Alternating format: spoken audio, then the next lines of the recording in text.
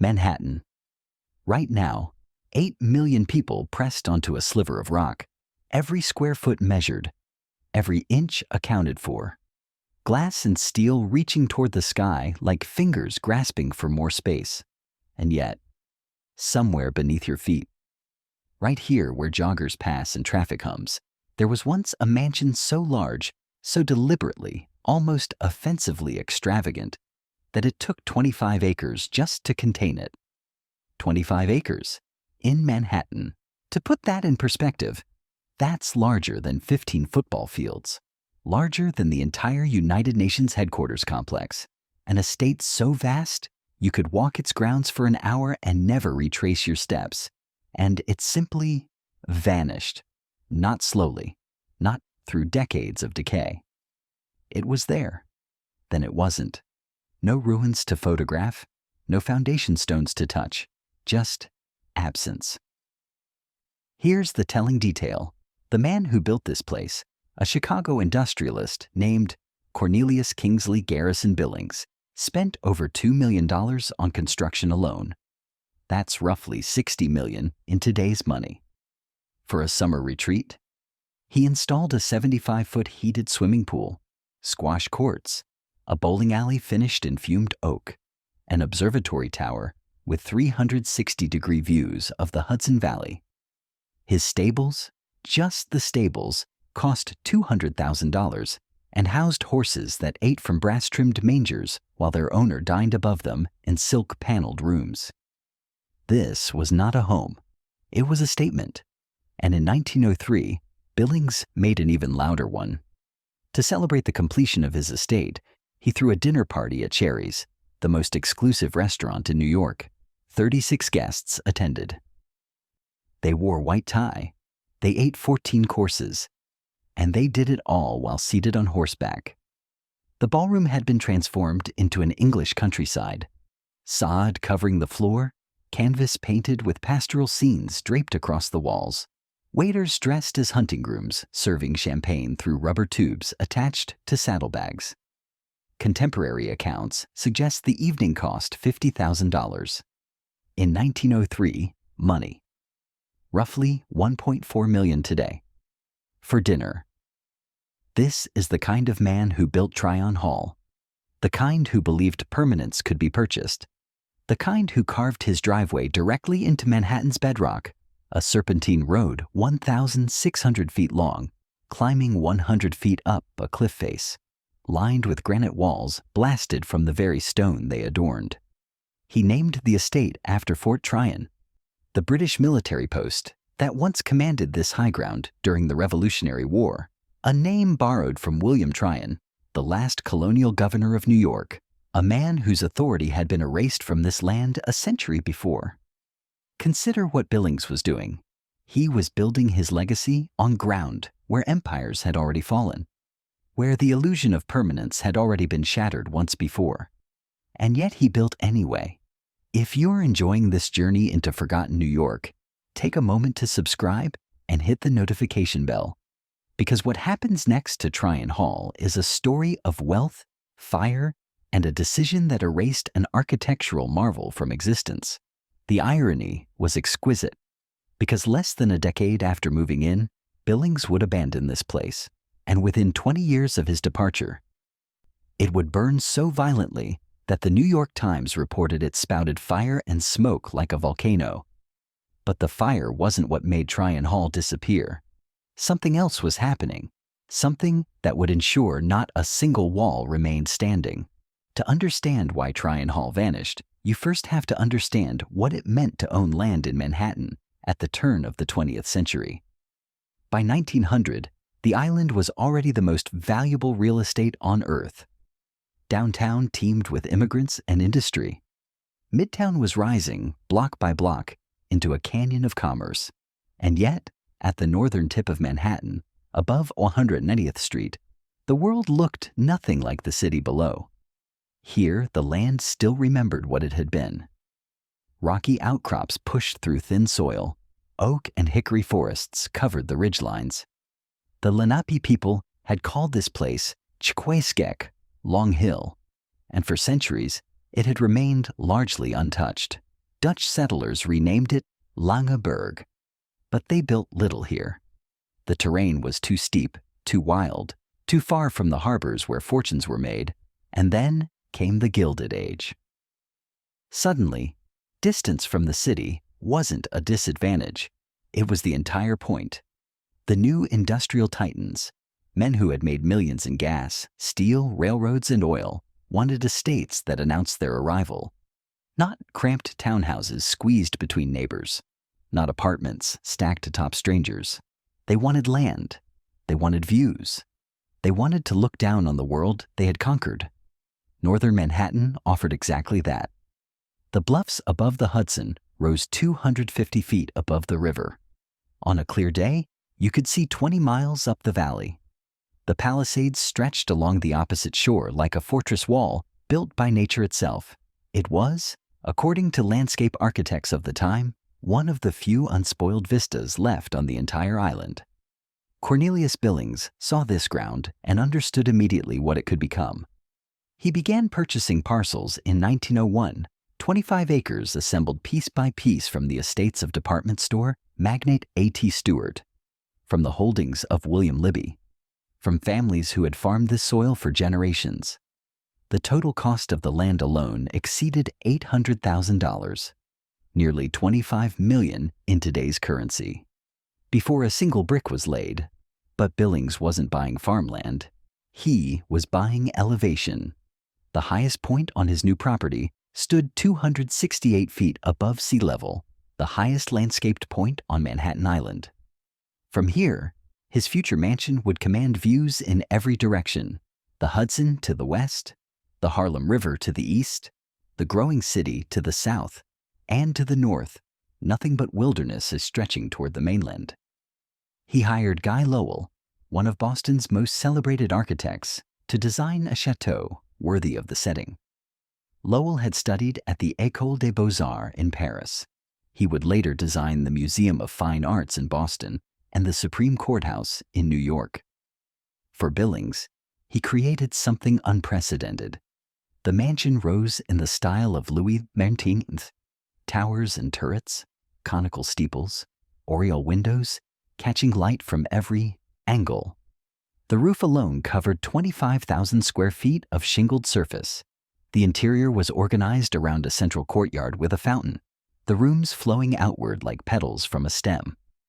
An observatory tower crowned the structure, topped by an octagonal room where Billings could survey his domain through windows facing all 8 points of the compass. It was, by every measure, one of the most lavish private residences ever constructed in Manhattan, and it stood on ground that had already swallowed one empire. Because this hilltop had a history written in blood, in betrayal, and in the ashes of a revolution that had erased the very name Billings chose to resurrect. The name Tryon didn't belong to Billings. He borrowed it, and the man he borrowed it from had been dead for over a century, hated by the very nation that rose from his failures. William Tryon arrived in the province of New York on July 8, 1771. He was 42 years old, a lieutenant colonel in the British Army, and the newly appointed royal governor of one of England's most valuable colonies. He had already served as governor of North Carolina, where he had crushed a tax rebellion called the Regulator Movement with such brutality that historians still debate whether it was governance or massacre. In North Carolina, Tryon had built himself a palace, not a mansion, a palace. He commissioned British architect John Hawkes to design a structure so elaborate that the colonial legislature initially refused to fund it. Tryon responded by convincing them to levy a poll tax, the same amount charged to every colonist regardless of income. Poor farmers paid the same as wealthy merchants. The resentment was immediate and violent. They called it Tryon's Palace. The name was not a compliment. The building cost the equivalent of $10 million today. It featured formal gardens, symmetrical wings, and imported furnishings that announced British authority in every gilded detail. Tryon lived there for less than 2 years before accepting his promotion to New York. He left behind a colony seething with anger. anger that would soon ignite into revolution. In New York, the pattern repeated. Tryon attempted to enforce the Tea Act of 1773. The Sons of Liberty made clear they would kill him if he tried to land the shipments. He backed down. On December 29th of that year, his governor's mansion in Lower Manhattan burned to the ground. The New York Assembly gave him £5,000 for his losses, but the message was unmistakable. His authority was already ash. When the Revolutionary War began, Tryon fled to a British warship in New York Harbor. He spent months floating offshore, technically still governor, but unable to set foot in the colony he supposedly ruled. When British forces finally captured New York in 1776, Tryon returned, not as an administrator, but as a soldier. What followed was vengeance. He led raids into Connecticut, burning towns and civilian homes. He destroyed military supplies at Danbury, then torched the houses of known patriots on his way back to the coast. Contemporary accounts describe him ordering attacks on undefended villages, advocating for the use of Native American allies against rebel settlements, calling for terror as a tool of war. The Continental Army established a defensive position on the high ground above the Hudson. They called it Fort Washington. When Hessian mercenaries fighting for the British overran the position on November 16, 1776, the victors renamed it Fort Tryon. The name was a brand, a mark of conquest, a declaration that this land belonged to the crown and to the man who served it most ruthlessly. It lasted 7 years. By 1783, the war was over. The British withdrew peacefully from Manhattan. William Tryon returned to England, where he died 5 years later, largely forgotten. His palace in North Carolina had already burned. His authority in New York had evaporated. The colonies he once governed had become a nation that wanted nothing to do with his memory. And yet, the name survived. Fort Tryon remained Fort Tryon. The hilltop kept the title of a man history had rejected. And when Cornelius Billings built his mansion on that same ground more than a century later, he chose to resurrect the ghost. He called his estate Tryon Hall. The question is why. Billings moved into Tryon Hall in 1907. He brought his wife Blanche, their 2 children, and 23 servants to maintain the estate. For a brief moment, everything he had built seemed permanent. The mansion gleamed above the Hudson. The stables housed 75 of the finest trotting horses in America. The driveway, that impossible serpentine road carved from bedrock, delivered guests to a world that felt untouchable by time or circumstance. But here's the telling detail. Billings never stayed. Within a decade of completing his masterpiece, he began looking elsewhere. First came a 21-room apartment on Fifth Avenue, then an estate called Farnsworth on Long Island, then properties in Virginia, Colorado, Wisconsin, and finally a mansion in Santa Barbara called Asombrosa, Spanish for astonishing. The man who had spent $60 million in today's money building a monument to permanence couldn't stop moving. Contemporary accounts suggest restlessness. His health was failing. His son Albert would die in 1926 at just 32 years old. The Gilded Age that had created his fortune was giving way to something harder, faster, less certain. The world was changing, and Tryon Hall, for all its towers and turrets, suddenly felt like an artifact. In 1917, Billings sold the estate to John D. Rockefeller Jr. for $35,000 per acre, nearly $900,000 total, a fortune by any measure. But Rockefeller didn't want the mansion. He wanted the land. From the beginning, Rockefeller's plan was demolition. He would tear down Tryon Hall, combine the property with neighboring estates, and donate the entire parcel to New York City as a public park. The Olmsted brothers, sons of the man who designed Central Park, were already drawing plans. Architects protested. Preservationists objected. Some proposed turning the mansion into a mayor's residence. Others suggested a museum. Rockefeller refused every alternative. Then came the war. World War I delayed everything. Rockefeller offered the mansion to the government as a military hospital. The plan fell through. He rented the property to a drug manufacturer named Nicholas Pardos. The estate sat waiting, its fate suspended. And on a March night in 1926, the decision was made for everyone. Tryon Hall caught fire. The blaze burned so intensely that flames could be seen for miles. By morning, nothing remained but stone walls and silence. The fire should have been the end of the story. A mansion burns. Insurance is collected. Life moves on. But Rockefeller didn't rebuild. He didn't sell. He didn't even clear the rubble immediately. Instead, he waited. And in that waiting, something became clear. The fire hadn't destroyed Tryon Hall. It had revealed what Rockefeller wanted all along. A blank canvas where the excesses of the Gilded Age could be erased and replaced with something meant for everyone. This is not a story about a mansion that burned. This is a story about a mansion that was allowed to disappear. Consider what Rockefeller did next. He hired the Olmsted brothers to transform the scorched hilltop into one of the most ambitious public parks in New York history. Frederick Law Olmsted Jr. spent 4 years reshaping the terrain, cutting paths through rocky outcrops, planting heather gardens on slopes where servants once walked, building promenades where carriages had delivered millionaires to dinner parties. The park would have 8 miles of walking paths, terraces overlooking the Hudson, meadows where children could run without dodging horse-drawn carriages or paying admission, and at the highest point, where Billings had built his observatory tower, where he had surveyed his domain through windows facing all 8 points of the compass, Rockefeller placed a simple stone terrace. No mansion, no monument to wealth, just a view that now belonged to anyone who climbed the hill. But Rockefeller wasn't finished.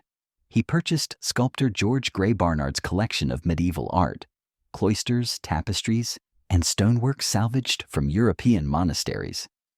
He combined it with his own acquisitions and announced plans to build a museum on the northern edge of the park. The cloisters opened in 1938. It remains there today, a branch of the Metropolitan Museum of Art, housing treasures from the 12th through 15th centuries. Visitors walk through reconstructed abbey gardens, past unicorn tapestries, beneath vaulted ceilings, transported stone by stone from France. The irony was exquisite. Billings had named his estate after a colonial governor whose authority had been erased by revolution. Rockefeller replaced it with fragments of a medieval world that had also crumbled, but fragments preserved, transformed, made public.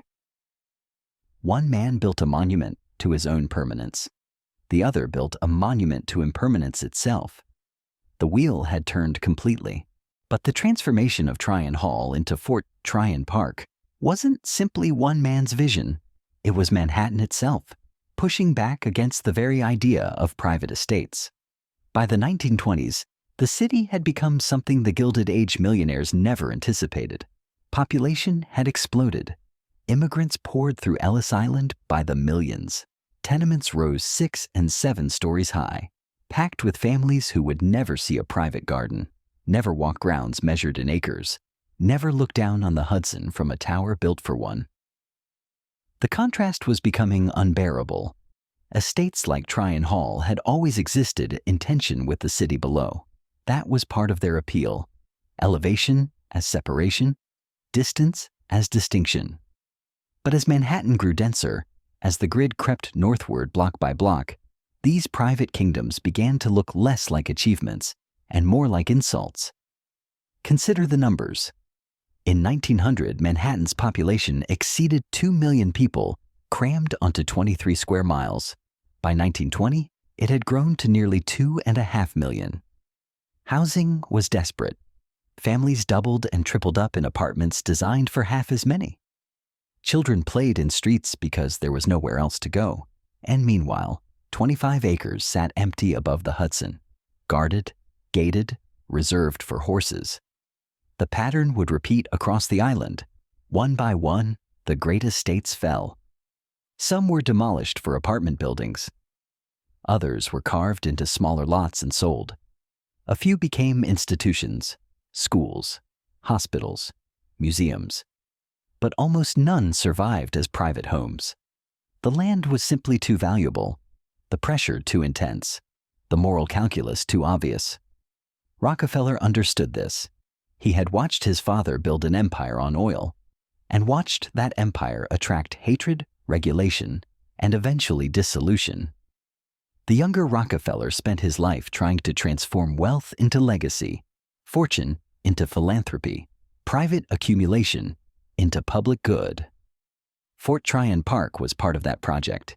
He didn't just donate the land. He spent $2 million improving it. Roughly $35 million today. He paid for every path, every terrace, every carefully placed boulder. He even purchased 700 acres across the Hudson in New Jersey, creating the Palisades Interstate Park to ensure that the views from Fort Tryon would never be spoiled by development. The park opened in 1935 during the depths of the Great Depression. Construction had employed hundreds of workers when jobs were scarce. The gift was announced as an act of civic generosity, but it was also an erasure. Rockefeller had ensured that nothing of Tryon Hall would remain. The mansion was gone. The stables were gone. Even the footprint had been landscaped over, replaced by the heather garden and walking paths that gave no hint of what had stood there before. Only 4 remnants survived: a gatehouse, stone gate posts, the brick driveway, now a pedestrian path, and the Billings Arcade, those granite arches carved from the cliff face, still standing where the impossible driveway once climbed. Everything else had vanished, and yet, walk through Fort Tryon Park today, and you can still feel something. Not the mansion itself, that's gone beyond recovery, but the shape of ambition, the echo of a man who believed he could build permanence on a hilltop where permanence had already failed twice before. The Billings Arcade still stands. Those granite arches, blasted from Manhattan schist and reassembled into a passage through solid rock, remain exactly where workers placed them over a century ago. Joggers pass beneath them without knowing they're walking through the entrance to a vanished world. The gatehouse survives too, a small stucco building now used as park offices. In the 1940s, a woman named Cecilia O'Connor lived there with her father, the park foreman. She remembered an old intercom panel still mounted on the wall with over 40 buttons that had once connected the gatehouse to every room in Tryon Hall. The bowling alley, the swimming pool, the servants' quarters, 40 buttons, leading nowhere. This is what remains of $60 million, of towers and turrets and oriel windows, of a heated pool 75 feet long, of dinners served on horseback and champagne sipped through rubber tubes. 4 stone remnants and a story. But maybe that's enough, because Tryon Hall didn't vanish because it was weak. It vanished because history no longer needed what it stood for. The Gilded Age gave way to the Progressive Era. Private accumulation gave way to public good.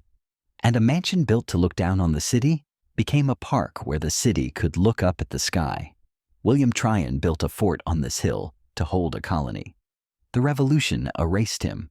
Cornelius Billings built a chateau on this hill to hold a fortune. Time erased him too.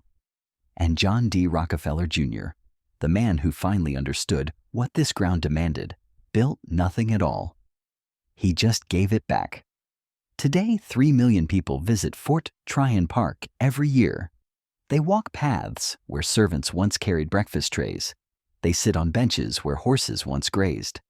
They watch the sun set over the Palisades from the exact spot where Billings once stood in his observatory, surveying a kingdom he thought would last forever. The mansion is gone. The view remains. And perhaps that was the point all along. So what does Tryon Hall teach us? What can a mansion that no longer exists tell us about the things we build today? Start with this. Every generation believes its monuments will last. The Romans carved their names into marble. The Victorians built in granite and iron. The Gilded Age tycoons constructed palaces they assumed their grandchildren would inherit. And now we build in glass and steel, convinced that our towers will somehow prove more permanent than theirs. They won't. Manhattan has a way of swallowing ambition. The island is too small, the pressure too constant, the hunger for space too relentless. What stands today will fall tomorrow. What seems permanent is merely waiting its turn. But here's what Tryon Hall also teaches. Disappearance isn't the same as failure. Billings built something extraordinary. For a decade, his mansion stood as one of the most lavish private homes in America. Workers carved a driveway through solid rock. Architects designed rooms that caught light from every direction. Horses ate from brass mangers while their owner dined beneath crystal chandeliers. That world existed. It mattered to the people who lived in it. And then it ended, not with a whimper, but with flames that spouted like a volcano, visible for miles across the city. The ending doesn't erase the story, it completes it. Rockefeller understood something Billings never grasped. Permanence isn't about buildings. It's about what buildings make possible. A mansion serves one family. A park serves millions. A private view becomes a public gift. And the memory of what stood there before becomes part of the gift itself. Walk through Fort Tryon Park on a summer evening. Stand at the Linden Terrace where the observatory once rose. Look west across the Hudson to the Palisades that Rockefeller preserved so this view would never change.